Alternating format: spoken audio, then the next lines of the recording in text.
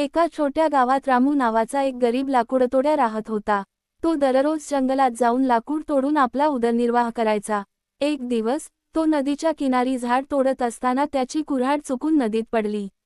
रामू खूप दुःखी झाला। तो गरीब होता आणि त्याच्याकडे दुसरी कुऱ्हाड खरेदी करण्यासाठी पैसेही नव्हते।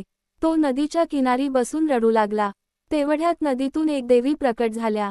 त्यांनी रामूला त्याच्या दुःखाचे कारण विचारले। रामूने त्यांना सर्व हकीकत सांगितली। देवीला रामूवर दया आली। त्यांनी नदीत डुबकी घेतली आणि एक सोन्याची कुऱ्हाड बाहेर आणली। त्यांनी रामूला विचारले की ही त्याची कुऱ्हाड आहे का? रामू प्रामाणिक होता। त्याने सांगितले की ही त्याची कुऱ्हाड नाही। मग देवीने पुन्हा डुबकी घेतली आणि एक चांदीची कुऱ्हाड आणली। रामूने पुन्हा सांगितले की ही त्याची कुऱ्हाड नाही। तिसऱ्यांदा देवीने एक लोखंडी कुऱ्हाड बाहेर काढली।